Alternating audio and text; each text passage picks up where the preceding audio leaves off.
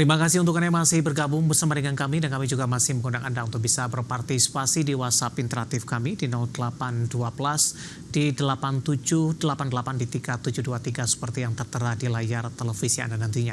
Anda bisa bertanya secara langsung terkait dengan portofolio Anda sampai sejauh ini ataupun Anda ingin masuk kepada saham-saham tertentu, level menarik berapa saja yang bisa diperhatikan baik untuk jangka pendek, jangka menengah dan juga untuk jangka panjang.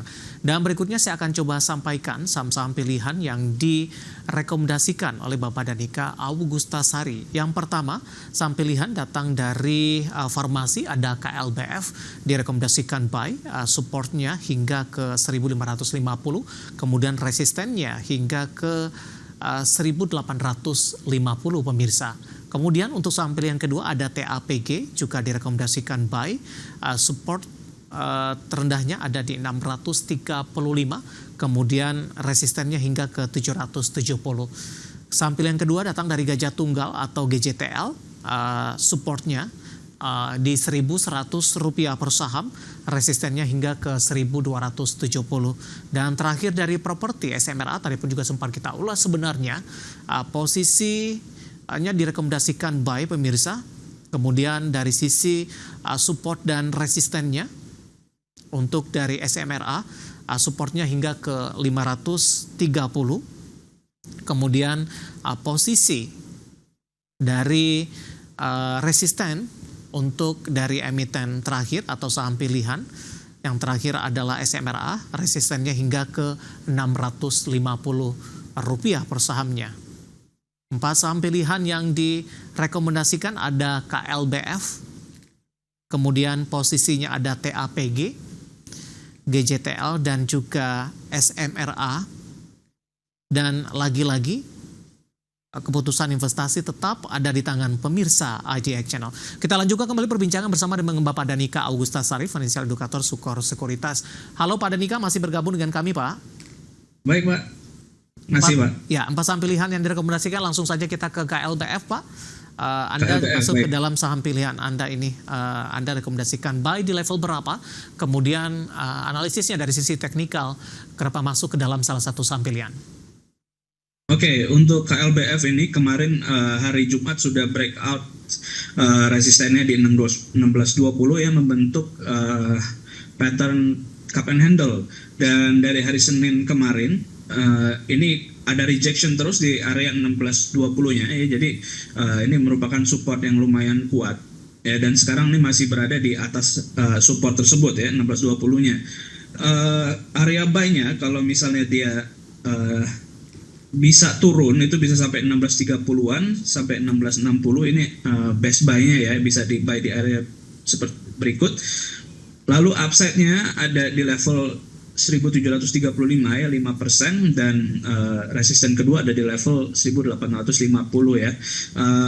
Ini di area level 1670 juga ada ini ya, resisten smooth moving average 200 ya. Kalau bisa tembus itu, mudah-mudahan nanti ke depannya dia akan berubah tren menjadi uptrend ya untuk KLBF.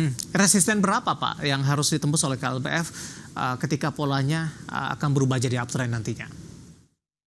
Oke, untuk sekarang ini sebenarnya sudah ada konfirmasi uptrend. Namun nanti kalau misalnya dia tembus 1670, itu akan ada konfirmasi tambahan lagi ya, yang bisa memberikan kepastian lagi dia mau berubah menjadi uptrend.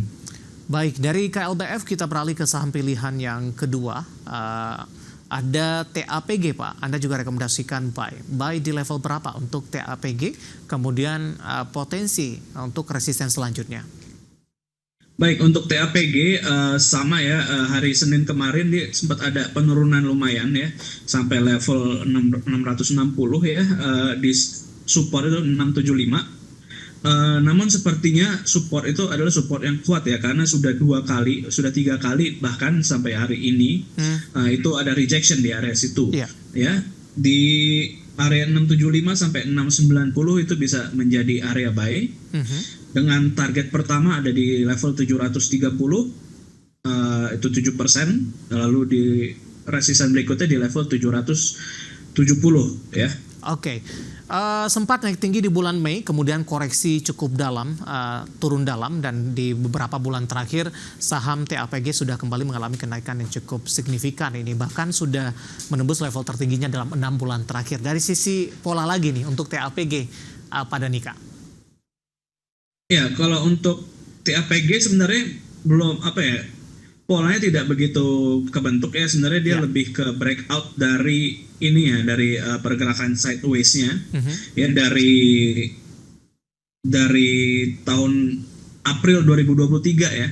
Itu sebenarnya bulan Mei kemarin sudah mulai breakout, tapi sepertinya false breakout ya. Akhirnya dia turun kembali ke supportnya di 520, dan hari ini hari Kamis 1 Agustus kemarin itu dia sudah mulai breakout lagi. Baik. Mencoba breakout lagi. Oke, langsung saja ke GJTL, Pak.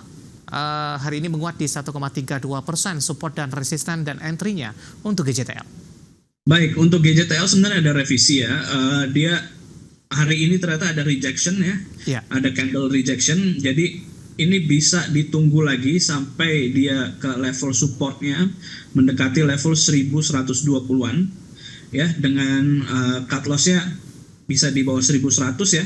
Kalau misalnya dia nanti ada konfirmasi lagi, candle konfirmasi di area situ, bisa di buy. Dengan support resistensinya sebenarnya masih sama ya. Resisten yang pertama tuh di level 1235 ya, ini di 9%, lalu naik sedikit lagi, ini ada resisten kedua di level 1270, itu ada 12% sampai situ, Pak. Oke, sampai yang terakhir ada SMRA, Pak. Tadi pun juga sempat kita ulas, kita review singkat saja. Buy di level berapa untuk SMRA? Baik, SMRA ini bisa buy di level 570 sampai 590 ya. Kalau misalnya dia ada koreksi lagi, ini supportnya lumayan kuat ya, di level 585 nih supportnya. Lalu resistance pertama, targetnya ada di level 625. Lalu target kedua di level 650. Oke, baik. 4 saham pilihan yang direkomendasikan ada KLBF pemirsa, kemudian juga ada TAPG, GJTL, dan SMRA. Dan lagi-lagi keputusan investasi tetap ada di tangan pemirsa IDX Channel. Pada Nika kita masih punya satu segmen lagi, masih banyak pertanyaan, nanti kita akan coba ulas, dan pemirsa kami akan segera kembali sesaat lagi. Kita sudah sampai di segmen terakhir, dan terima kasih juga untuk Anda yang masih bergabung bersama dengan kami. Pak Danika, waktu kita cukup terbatas, Pak. Bapak Wimur menanyakan BSBK, support dan resistennya. Hari ini kembali lonjakannya cukup tinggi di Rp76 per saham.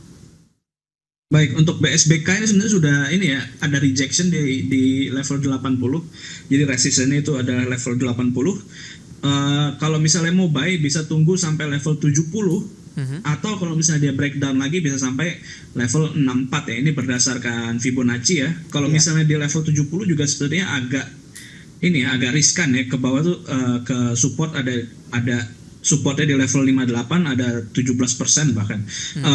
Kalau di level 64 sebenarnya lebih reasonable, di level 10%. Tapi balik lagi, ini saham yang sangat volatil ya.